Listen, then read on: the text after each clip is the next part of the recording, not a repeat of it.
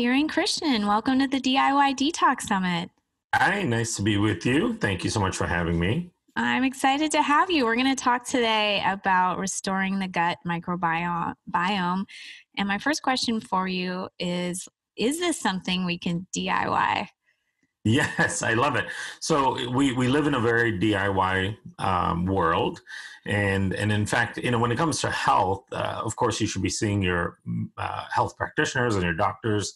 But at the end of the day, your best health is going to come from advocating for yourself, right? Doing a lot of stuff for yourself and kind of getting that education. So that's why these kind of programs are so important, to get people that kind of information. And when it comes to gut health, in fact, a lot of it can be done by yourself. It's simple choices that you make when it comes to diet, lifestyle, and then there are some great products that have been put together to help you do that by yourself. And one thing that's important to note about the gut is, it's a very dynamic system. It changes, it can change. It's an ecology, and all of the physical structures in the gut, like the mucosal lining or the intestinal lining itself, all of those things are dictated by the type of ecology that exists in the gut. And so you can change all of those broken systems by changing the microbes that exist in the gut. And that is a perfect DIY system. Awesome. Yeah, I agree. I mean, this a lot of what this summit is about, is like just advocating for yourself, becoming knowledgeable, because most people are disappointed in, the Western model and their insurance care. And there's just a lot to know in the modern world. Like it's more, I think, complicated, really. So we need to educate. I mostly want to focus on supplements, but let's start out a little bit with foods that feed the microbiome and that damage the microbiome. And I know you have a lot of good info on that. Sure, yeah. So in general, when it comes to eating, with your microbiome in mind, the idea is to really increase the diversity of what you eat. That's one of the most impactful things you can do. Our ancestors ate somewhere around 600 different types of foods annually. You take the average Westerner that eats a nice, clean diet, and they're eating maybe 20, 25 different foods. So our microbiome has gone through a huge shift in terms of what is available to the bacteria in your gut in order to feed themselves. And that's a big part of where we start to falter. We don't eat enough diversity within our microbiome. And I always tell people, one of the simplest ways to increase diversity with respect to your food is to go to an ethnic grocery store. And almost every neighborhood area has a Asian grocery store, Middle Eastern grocery store of some sort, and you'll find vegetables and fruits there that you don't see in your regular Whole Foods or conventional grocery stores. Things like star fruit, you're not going to find those or dragon fruit that frequently at Whole Foods. You're going to find interesting cabbages and roots and tubers in your Asian grocery store that you won't find in a regular grocery store. And you don't really have to know how to make a big dish out of it. It's really about eating a little bit of a lot of different things. So even if each week you end up adding in maybe 2 or 3 different types of foods that you don't normally eat, just that little bit of diversity will enhance your gut microbiome diversity quite significantly. And that is one of the most important parameters of a healthy microbiome, is having a good, strong, diverse microbiome. And then, of course, the stuff that's processed, anything in a fancy, colorful packaging is going to have ingredients in it that are going to harm your microbiome, even the stuff that's considered organic and clean and all that. But when you look at it, you still find they have all of these emulsifiers and binders and things like that are organic source, but those things can still have an impact on your microbiome. So your best bet is, the stuff that's not packaged, the stuff that you get at the produce section in your grocery store, and more of that, at least. Of course, you can't eat 100% clean diet. And then choosing organic does help as well, because you want to minimize your exposure to Roundup, herbicides and pesticides and all that, which is found quite extensively on non-organic food. Some organic food does contain it still, but at lesser concentrations. So those are a couple of things. So diversify your diet, eat less packaged food, and go organic as much as you can. A lot of people will be gluten and dairy sensitive, even if they don't realize it. So you don't have to be celiac to have a gluten sensitivity. You can, a lot of people, vast majority of people, some of the estimates are around 70-80% are subclinically intolerant to gluten, meaning you won't feel the effects of gluten, but it does do things like significantly increase inflammation in your gut lining, punch holes in your intestinal lining, if you will, and can cause a severe toxic situation, even though you don't necessarily feel anything. And so if you can avoid gluten as much as you can, it's fine. If you have a somewhat healthy gut, it'll heal itself, or it'll negate some of the toxic effects of gluten.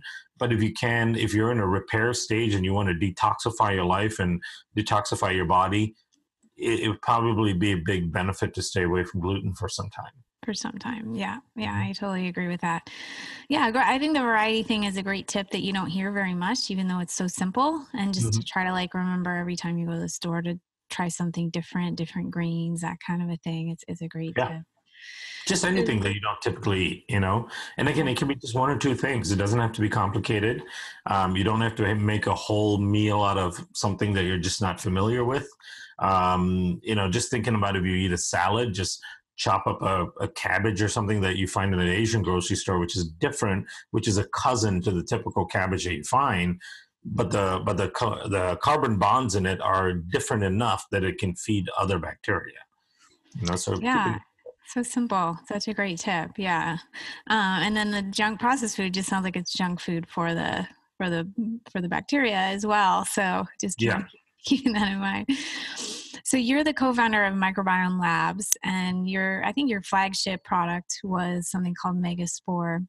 And I don't know how recently it came out, but when I was in functional medicine coaching training, it was like sweeping the conversation. You got to try this. You got to try this. And I was lucky to interview you not long after that. And it was so eye-opening for me. And I think it's going to be so eye-opening for our viewers and listeners.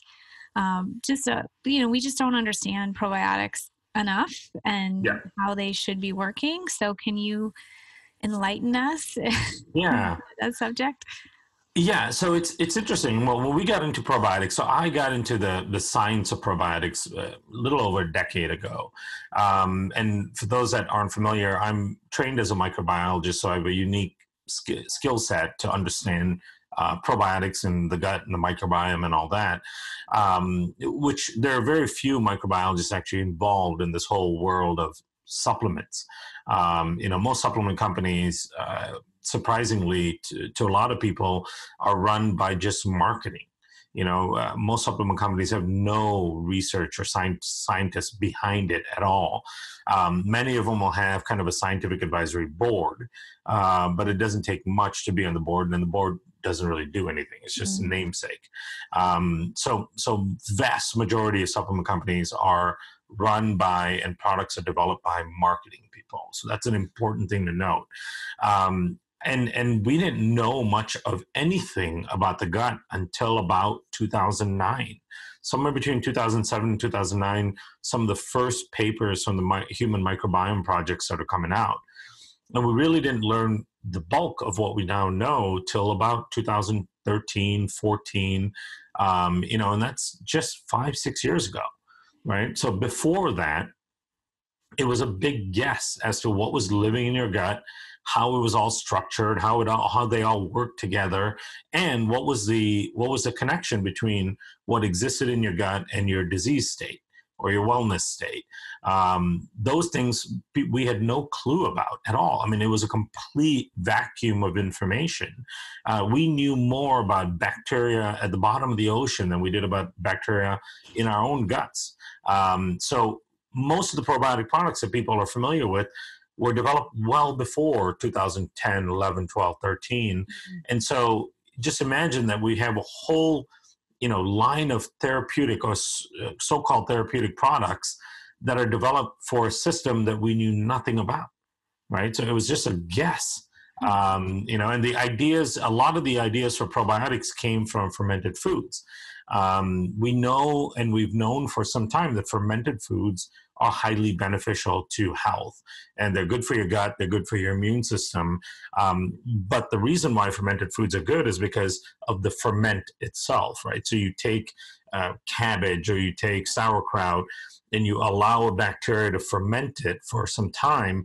And what happens during that fermentation process is a bacteria produces things like organic acids and peptides and all of these really important nutrients that are good for the gut and good for your body and good for your immune system. So the benefit from the fermented food comes from the ferment itself. But then some person in the 60s said, hey, if this bacteria is fermenting this food and it's making this food really healthy for you, maybe we'll just take the bacteria and put it into the system and it'll do the same thing in the gut. Right. So that was the presumption. That's where it came from. So most people ask me, why is lactobacillus acidophilus the most popular probiotic strain? I mean, it's in virtually every probiotic product you can think of. Is it such an important bacteria in the gut? Well, it's not. So lactobacillus acidophilus is in like the 4th percentile of bacteria in the gut, meaning there are 96% of the bacteria in the gut are more important and more abundant than lactobacillus acidophilus. It's one of the very small players in the gut. It doesn't, and it's a very sensitive bacteria. It doesn't do a great job in the gut itself. The reason why it's the most popular probiotic strain is because it was the most popular fermentation strain, because it ferments at a lower pH outside of the body, and that gives you less sourness, more of that characteristic yogurt taste, and so on. And so then people just started using that very abundant fermenting bacteria as probiotic. So that's where probiotics came from. It was this assumption that we could just take bacteria that we think is good bacteria, throw it into the gut in large amounts, and it'll go into the gut and do all the same kind of fermentation that we see it doing in a pot sitting outside. And then the probiotic industry went, well, if a little bit is good, a lot's got to be better. Right. And so then they started competing with each other on the CFU count, or the cell count. So when you go to the store, you'll see that there are products that are 10 billion, 50 billion, 100 billion, 200 billion, it just keeps going up and up and up and up. And it may surprise some people to know that there is not a single study out there that shows that 100 billion is better than 10 billion, or that 200 billion is better than 100 billion. You know, that it's all marketing. It's all marketing to have this idea of more strains, more CFU counts. There's zero scientific substantiation behind all of that. And you know, and that's what happens when you have marketing running science, because really what they're coming up with is they're coming up with more clever ways of making the product look more valuable. Right. So they say, well, this product is doing really well and it's got 50 billion. We can do better if we go 75 billion, and that'll make it look more valuable. So that's the probiotic industry in a nutshell. You know, it just became this game of who can throw more stuff into a capsule. And then the strains that they use became more and more and more generic. And then nobody's testing the strains to see if the powders that they're getting as probiotics and putting in a capsule are actually the strains that they intend to use. Meaning there was a study published in 2015 in the Journal of Nature, which is a top scientific publication, that showed that the researchers that did the tests found that 94% of the probiotics they tested in the market had completely different bacteria in the capsule than what was claimed on the label. Right? So you have no idea. And they tested mostly children's probiotics. So that's a little scary. You go to the store and you buy a product and you think you're doing this for your child's immune health or digestive health or whatever the reason is, and you're giving them a product and you have no idea what type of bacteria is in the capsule, because what's in the capsule is completely different than what's claimed on the label. And the scary part about it is the companies that are making it don't even know what's in the capsule. So it kind of became this wild west of just, you know, everybody trying to do their own angle on things, and there's no scientific substantiation for anything. Very few people are actually doing any sort of clinical trials on their finished product. I would say less than 1% of probiotic formulations on the market actually have a clinical trial behind it. So you have no idea what it's doing in the body, but it's really good marketing. and it created a popularity in an industry that is still growing in a huge, in a tremendous way. But the good news is there is hope.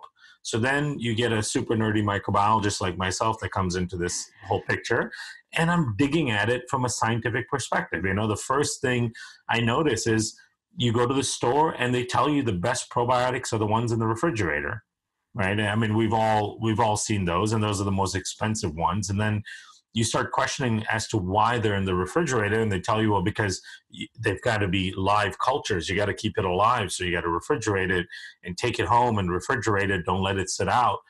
And then it occurred to me almost immediately that, okay, if it can't sit on the shelf at room temperature, which is 70 degrees, it's 98.6 degrees in your body and a really low pH. How can it survive that if it can't survive on the shelf?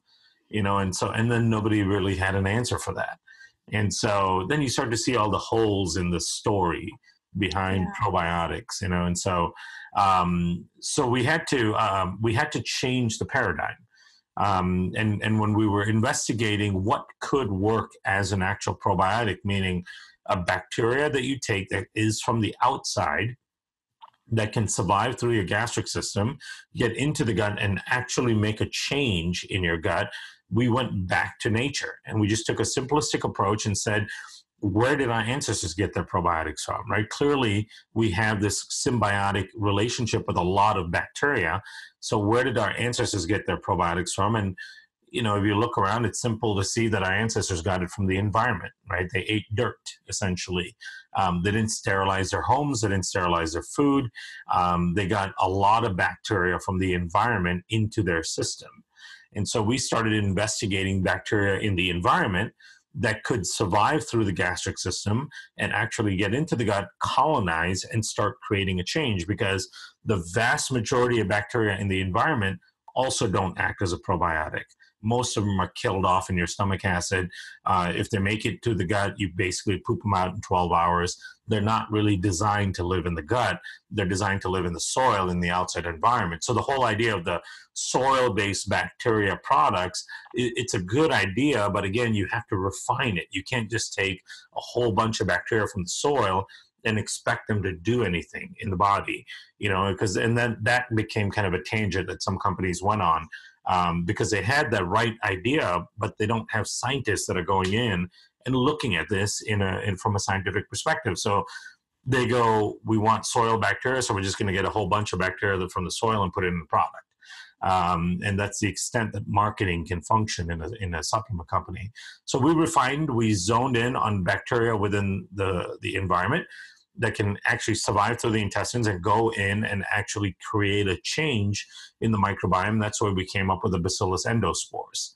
And once we identified the endospores as being these really unique bacteria that put this armor-like coating around themselves so that they can survive the harsh gastric system, they get in the gut, they can colonize, they can start making a significant change. We started looking at where are these being used in the industry, and as it turns out, they've been using them in Europe and Latin America as prescription drugs since 1952. So they've been in the market, they've been in the medical field for a very long time. We just had to be smart enough to isolate the right bacteria and produce them, and then of course start doing clinical trials with them to see if they're really that beneficial. So that's where, I know that's a super long answer to your very straightforward question, but that's where this product came from, the MegaSpore Biotic. That was our flagship product. It was the first of its kind multi-spore probiotic formulation. And when we first started it, nobody had heard of a spore before, you know, and we really had to just do a grassroots effort of educating people, of getting to conferences, doing talks, talks and summits and things like that. And then of course, doing the clinical research and putting out papers. Because to me, science should do the talking for you, right? And so we didn't have a marketing department for our company until about last year. You were just flying all over the place. I know you. Yeah, just myself. I mean, me and my business partner, Tom Bain, who's also a functional medicine practitioner, we were going to 35, 40 conferences ourselves a year and doing lectures. just educating people. And we still do that now. But as a company, we do about 161 conferences a year. Oh, wow. And now we have a bigger stable of doctors and thought leaders in our industry that go and talk for us. So we can cover more ground, but it's still a grassroots effort. We're still making the rounds out there and educating people on the importance of the right type of bacteria. Yeah, before I want to move on to some other substances, but before we do, another thing I think is really special is you said that these strains do actually make it to the colon, can flourish, and they actually stimulate other bacteria to be made or harmful kind of aberrant bacteria to be reduced in population. Can you talk more about that? Yeah, so that's been a hypothesis of ours for years, right? So we've hypothesized based on understanding the type of function that these bacteria have, that what they're actually going in and doing is not only themselves creating an effect in the gut, meaning they produce things themselves. They produce short chain fatty acids and enzymes and compounds that are good for the gut and good for the body. But we also had a strong suspicion and hypothesis that they are actually increasing the growth of a lot of the other beneficial strains within the microbiome itself. And they are also competing against pathogenic or harmful bacteria.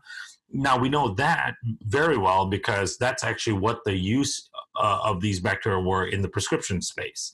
So when the first probiotic spore was launched in the 1950s as a prescription drug, it was launched for use in gut infections, right? So in lieu of taking an antibiotic for like an infection like dysentery, you would take a spore and it would have the intelligence, if you will, to go down and actually just kill off the bad bacteria, the offending bacteria, rather than an antibiotic that kills everything, right? So that was the primary use of it.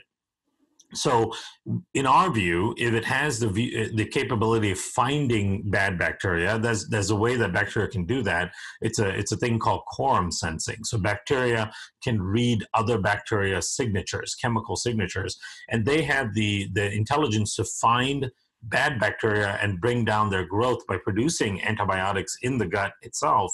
And so to us, the opposite is likely true as well. If they can find bad bacteria, they likely can identify the good bacteria, and they may be increasing the growth of the good bacteria as well. Now, we felt very strongly about that message, but we didn't prove it till last year, till we completed 2 studies that are now going to be published in about 2 or 3 months. And it was the first of its kind study showing that a probiotic can actually be sent into the gut, and it'll significantly enhance the growth of all of these other beneficial strains in the microbiome. So what we saw in the study was really interesting. When you put the spores, and remember this product only has 5 strains in it, right? So by all measure in the probiotic industry, that's a very limited product because many of the products have 19, 20, 25 strains, but just 5 strains. And what they can do when they go in is within 3 weeks, because our study was a 3-week study, they almost double the diversity in the microbiome, meaning they increase the number and the uniformity of bacteria by almost 50%, right? And diversity is measured in 2 ways. One is the richness of bacteria, meaning how many different bacteria are in the population, in the microbiome. But then the second part is equally important. It's the uniformity of the bacteria. Because you can have a lot of different bacteria that exist, but a couple of them are really predominant. And if those bacteria are really predominant, then all of these other diverse bacteria aren't really doing much. So they're really just kind of sitting there latent, not really doing anything. And you're not getting the benefit of having that diversity. So that uniformity aspect is really important. When you add in the spores, they increase diversity by almost 50%, which means they're increasing the richness in the rest of the population, and they're also increasing uniformity, meaning they are orchestrating a balanced ecology, which is really fascinating. Now, if you gave me the top 100 microbiologists in the world and unlimited money, we couldn't design a bacteria that knows how to do that. This is something that nature has created over millions of years of coevolution, and all we have to do is be smart enough to identify that and utilize it. and that's how we kind of came into it. So this has never been shown before. You can research all of the papers out there.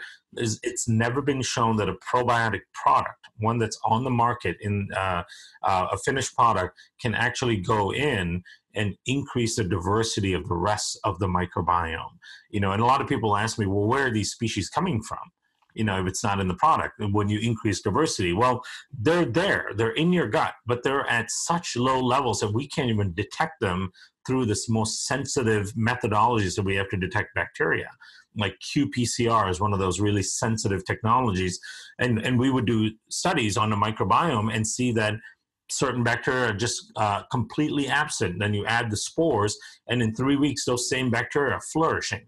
And the idea that is they were there, but they're at such low levels that they're completely non-functional.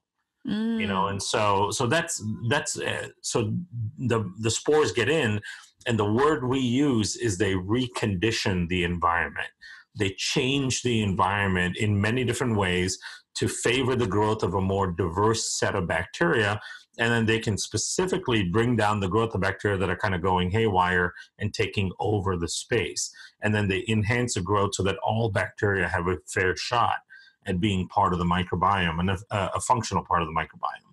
So that's a really, really interesting thing. We've suspected it for years, as I mentioned, but we've finally proven it with a couple of studies that are being published now. I have like so many follow-up questions I want to ask you about that, but I'm going to try to like restrain myself. But I'll just say, I want to kind of give a note to the usefulness of this. Like I think I read an article about kids with autism. They're finding have like such a low diversity. Yep. And this is an application, like one of many, and, pretty much anybody who's here listening who's interested in detox. I mean, my community was based on women's hormonal health. And the number one thing they always want is gut health, because everybody's got an issue there and they know it. So this is one way to increase that diversity so effectively. But I want to move on to your other products. Like, again, I think this was your first product. You didn't have a lot of products. And just recently, a couple months ago, I started to look into your other products. And I'm so happy with them, first of all, like so impressed. But also, I really think they're necessary because we've been selling Megaspore for a few years. I think it's a great product. It's not the only thing needed for gut restoration. So now you develop products. I was so thrilled about them that I dumped 2 products in our store to put in your products. I'm so happy. I told my colleague, like, I'm going to look like a genius now that these products, like, you're ahead of the curve, actually. They work so well. Like my husband, I'll just use him, like he's had like kind of chronic issues with bowel movements, and of course I'm giving him supplements all the time, and and this is like the first time he's like, I'm having great poops, like what's in this stuff? Like we're so happy with them. So maybe explain like why you developed them, and how they kind of complement the Megaspore. Yeah. So that's a really good question. And it took us a while to develop them because, again, we're not the kind of company that just does things that other people are doing and what's popular and what's hot. And what we do is really look at the whole thing from a systems perspective. Well, and the reason it took a while is we were trying to dial down based on all of the existing research and figure out what are the systems in the gut that are typically off in the vast majority of people, right? And that's based on what we're all exposed to collectively, the herbicides and the pesticides and the preservatives and the chemicals that we all get exposed to, and looking at all of these chronic disease conditions, what are the most common dysfunctions in the gut? And when we felt really strong about having identified what all the most common dysfunctions are, then we needed to figure out, well, how do you fix it? And kind of in what order do you fix those things, right? So we really took a very systems approach to it. And being a company based on science that's founded by scientists, that takes a while to figure out. And we literally reviewed thousands and thousands of papers, literature papers, to identify what the most common issues are. And so here's the most common issues in a nutshell. And this is 12, 13 years worth of microbiome research summarized for you. Hopefully I can do it in 2 minutes, so your audience doesn't go to sleep. But, it starts with a dysfunctional bacterial population. So all of the problems start from dysbiosis, right? And that's a term that probably a lot of people have heard, and it means a dysfunctional bacterial population. But what type of dysfunction is the most common, right? Because that's the part that's really confusing, is we can say dysbiosis all the time, but what do we mean by it? What's off specifically in the microbiome? And what we found is when you look at a decade's worth of microbiome studies on all of these really common chronic illnesses like Crohn's, colitis, other forms of IBD, colorectal cancer, if you look at cardiometabolic syndrome, which has about 60 different conditions under that, including diabetes, obesity, dementia, polycystic ovarian syndrome, all of those things fall under cardiometabolic syndrome, autoimmune disease, GERD, anxiety, clinical depression, all of these things have the same originating problem, and it's a particular type of dysbiosis. And what happens in that particular type of dysbiosis is you lose diversity. So that's one of the most prominent things. And then you lose these protective keystone strains. And these strains are considered to be keystone because they're so important in holding up the rest of the functional microbiome that when their levels are low, the whole thing falls apart, right? And our health falls apart. So our focus was, can we increase the growth of those keystone strains, and can we improve diversity? Because those two features are the main features of a dysfunctional microbiome. And as I said, it's the exact feature that is characterized in all of these conditions that seem completely non-connected. For example, how is colorectal cancer connected to Parkinson's, connected to GERD, connected to autism? Right? Very, very different conditions. They all have the same originating dysbiosis. So that's the low diversity and low keystone strains. The strains that are keystone are like Akkermansia muciniphila, Faecalibacter prosnitzi. These are very specific, important strains in the gut.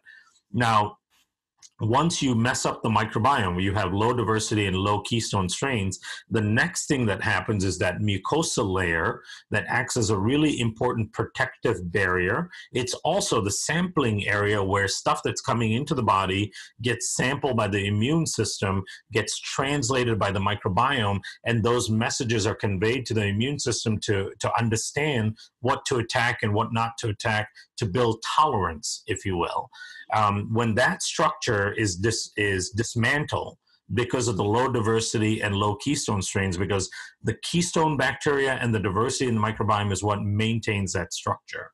So when that structure is broken down, then stuff gets to leak through every single day, and it creates this massive inflammatory response in your mucosa all the time.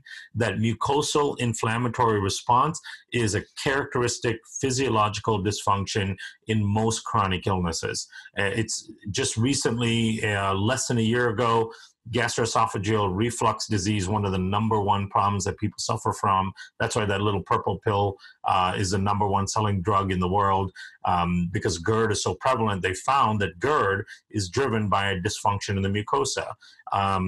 Clinical depression is driven by dysfunction in the mucosa. Obesity, diabetes, all of these conditions that are seemingly unrelated are all driven by that same dysfunction. When your mucosal system is dysfunctional, then the next thing that happens is the intestinal lining itself gets damaged. And when the intestinal lining is damaged, then you open up the gaps in between the intestinal lining cells, and stuff leaks through every single day. So that's the short of it, without going to intoxicating detail on each of those mechanisms. But that's how it starts. So it starts with a dysfunctional population of bacteria, so they're not available to maintain the mucosa. So you end up with a dysfunctional mucosa, a disrupted mucosa, and that allows things to start leaking through and creating inflammation of the gut lining.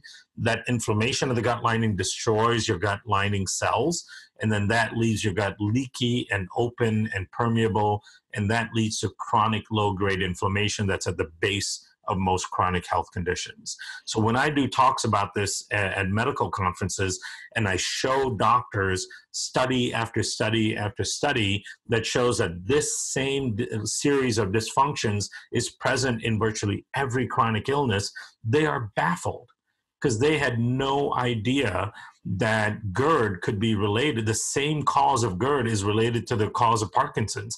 I mean, how different can those conditions be, right? One is about reflux and the other one's in the brain, but yet it's the same dysfunctions. So then when we created other products, we said, okay, we have to address each of these dysfunctions individually and as part of a system.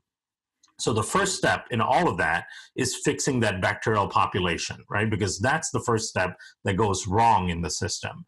And so that's where the spores come in. The spores come in, and as we talked about earlier, they increase the diversity. And what we also showed is a significant increase in those keystone strains. So Akkermansia, Fecalum bacteria, those really, really important keystone strains.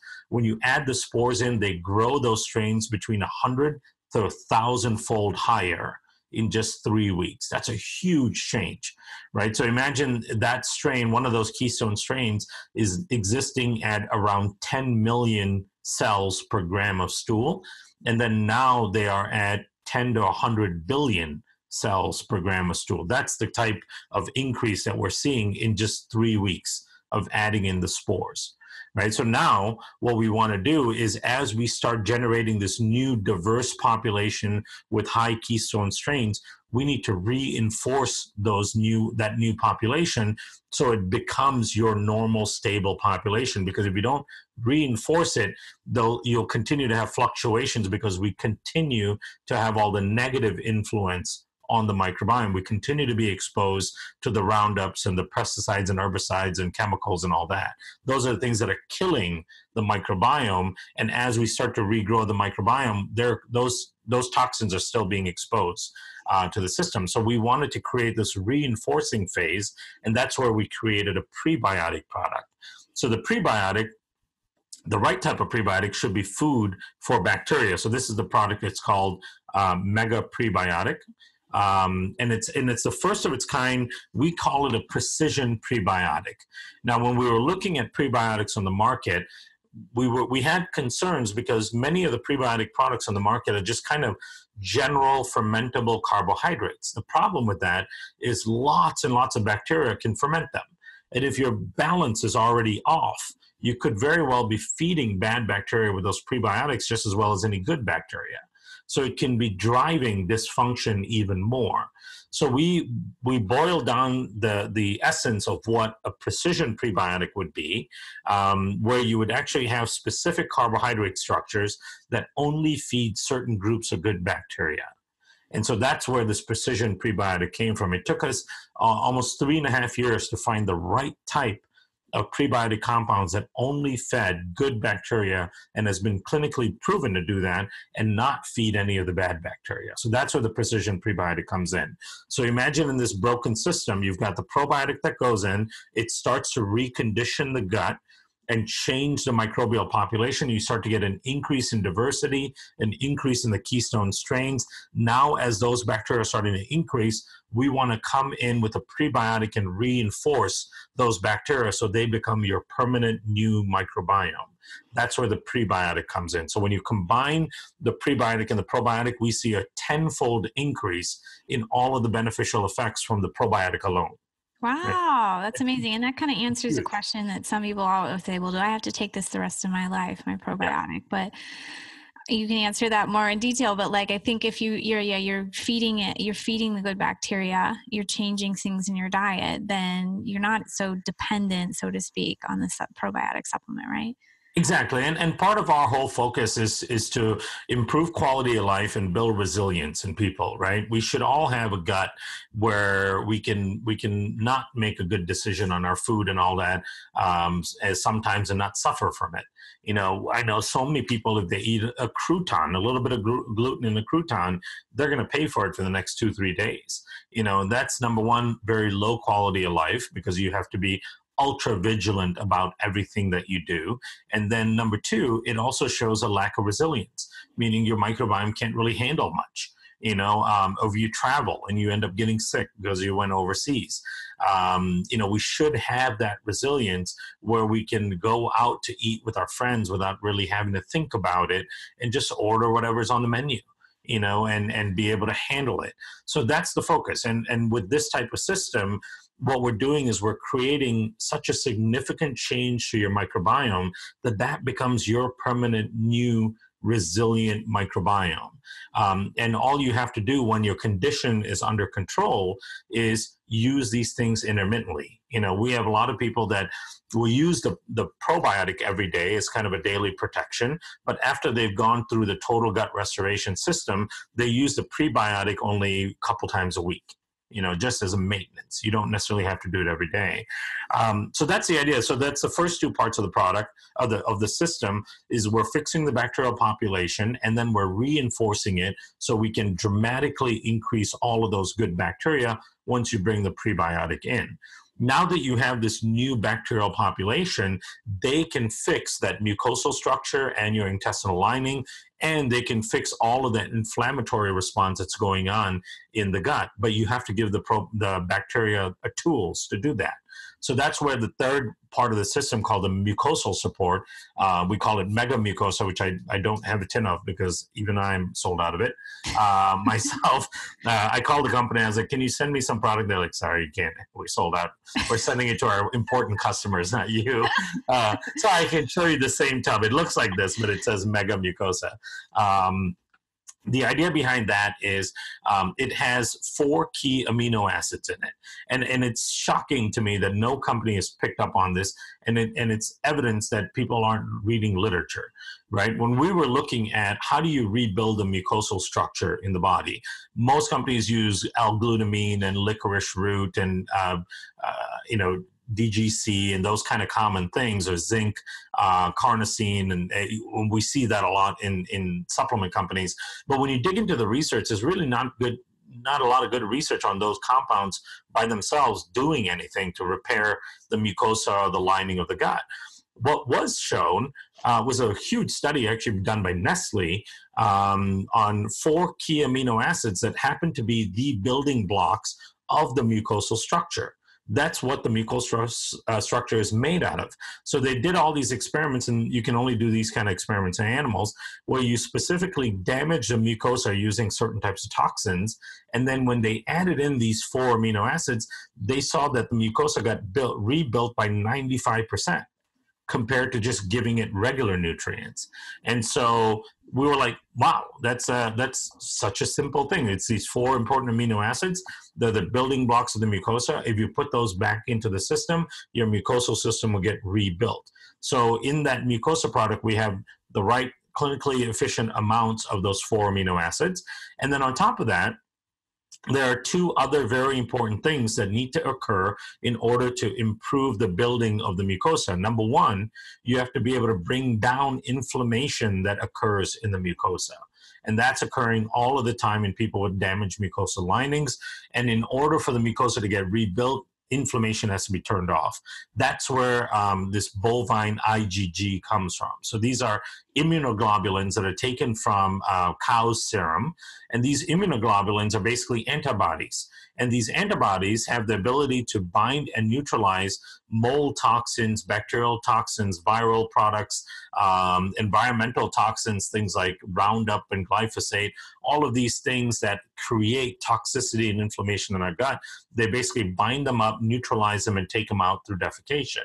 And so we put in this really important bovine IgG immunoglobulin product into the mucosal repair, because you have to stop the inflammation in the mucosa in order for the mucosa to be able to regenerate itself, right? And the reason I love this ingredient in particular, I got to know the company that makes it because we were both working on HIV projects together, because as it turns out, people who have HIV that turn to AIDS, they die typically from severe leaky gut. And this is surprising, but the NIH, the National Institutes of Health, published a paper showing that the highest rate of mortality among HIV and AIDS patients comes from severe leaky gut. Their guts get damaged by the virus, and the gut lining, especially the mucosa, gets damaged, and that drives all of their other comorbidities or the opportunistic diseases that show up in HIV and AIDS patients. And so we were working on a project together because we're trying to figure out how do you fix the lining and the mucosa in those types of subjects. And the studies that were done on the bovine immunoglobulin product. They have like 2 or 3 published studies in HIV patients who have a very severe form of the same thing we're talking about. It becomes accelerated in that disease. They showed that they can significantly reduce inflammation and damage to the mucosa by using this immunoglobulin. So if it works in that very severe condition, it'll work beautifully in people that don't have that condition but still have damaged mucosa. So that's in the mucosal product as well. The last part is polyphenols. So polyphenols are going to become one of the most important gut health ingredients in the next, say, 10 years. It's kind of following prebiotics. And as we do more research, we come to find out that bacteria utilize polyphenols in many different ways. One of the ways is to metabolize it and actually produce food for other bacteria. So it does increase diversity as well, but it also helps rebuild the mucosa and the intestinal lining. They actually create compounds that act as energy compounds for the cells that do the rebuilding, the rescaffolding of your intestinal lining. So the studies are there to show how important polyphenols are. So we use the most well-studied citrus polyphenol on the market, and we put that in the mucosal support product as well. And so then it created this 3-part system, what we call total gut restoration. So you start with a probiotic to rebuild the population, to increase the keystone strains, to increase diversity, to bring down the pathogenic bacteria. Then once the probiotic has done that for about 3 to 4 weeks, so you've been on the megaspore then at 3 to 4 weeks at that point, then you want to reinforce those changes and you start adding in a scoop of the prebiotic. And we always recommend people start with about a half a scoop for the first week just to get their body used to it. And then by the second week, go to a full scoop.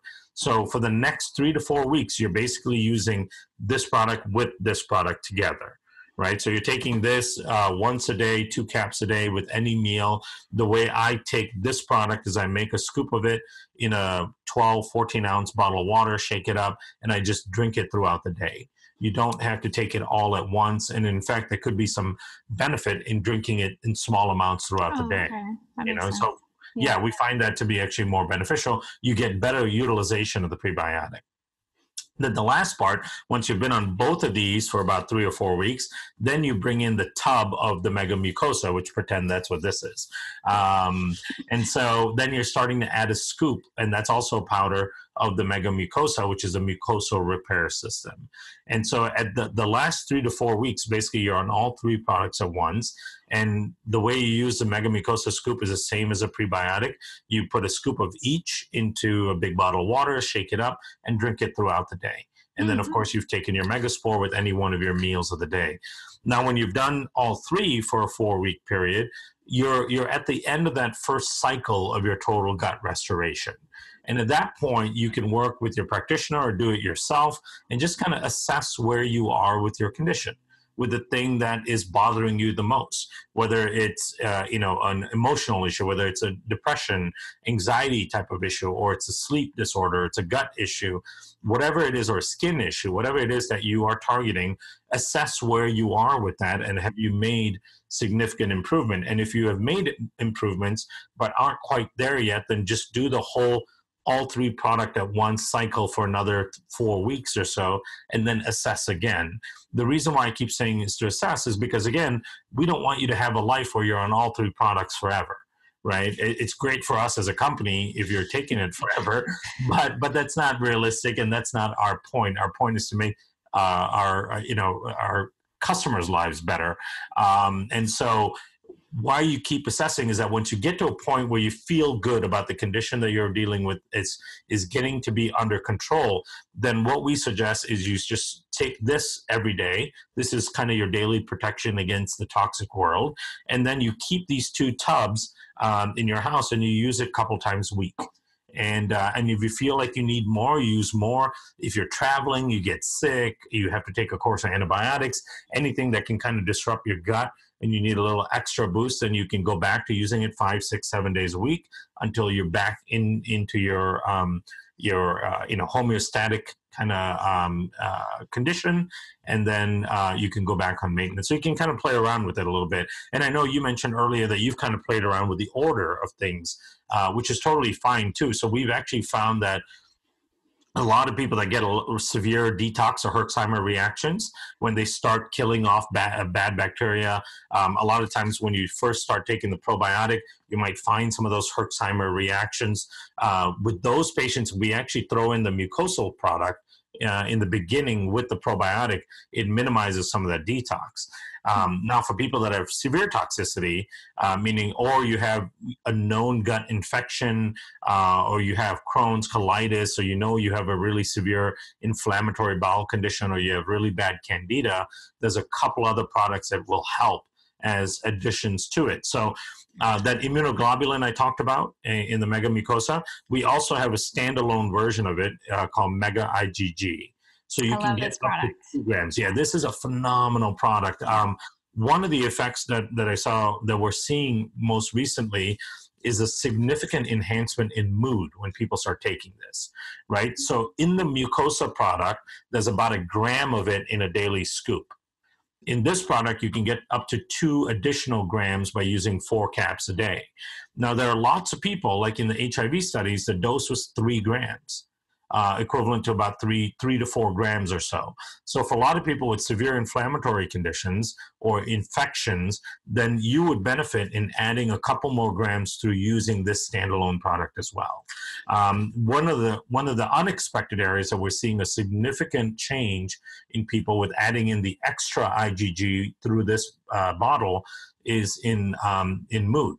In people who suffer from inability to deal with stress, to people that are typically highly wound up and anxious, and maybe even depressed to some degree, we're seeing a significant change when they start adding in 2 grams of the IgG through this particular product.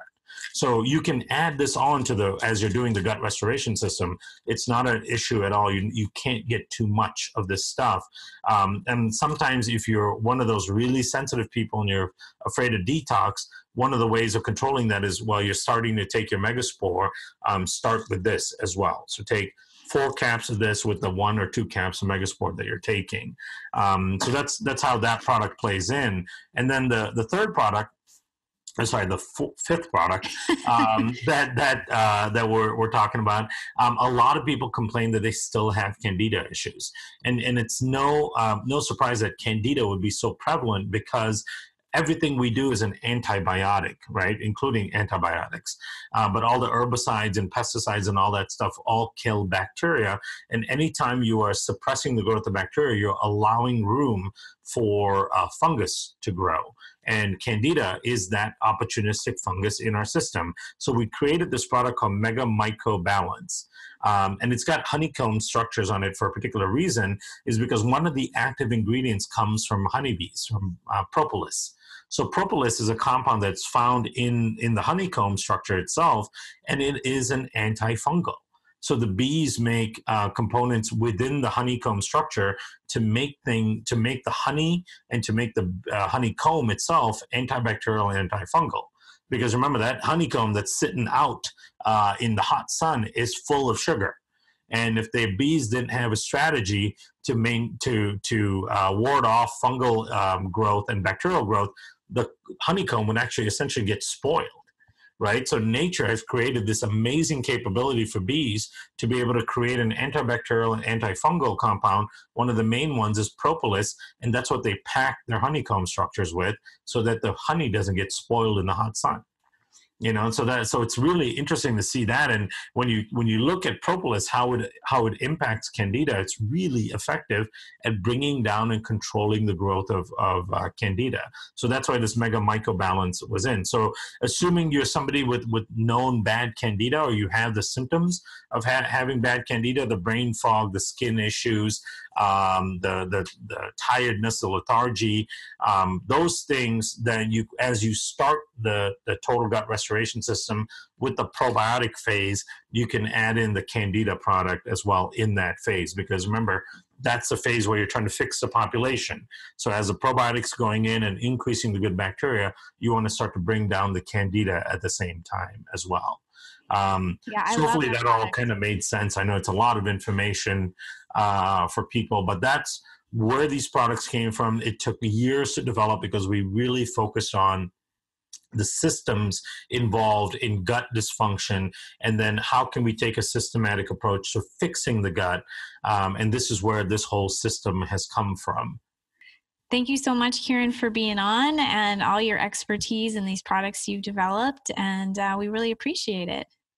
Thank you so much, Bridget, for having me. This is such an important and interesting summit. I think the DIY methodology for detox is going to be so important for people. And we've, of course, created products to do that through the microbiome. Keep in mind that the microbiome is the largest organ to detoxify your body.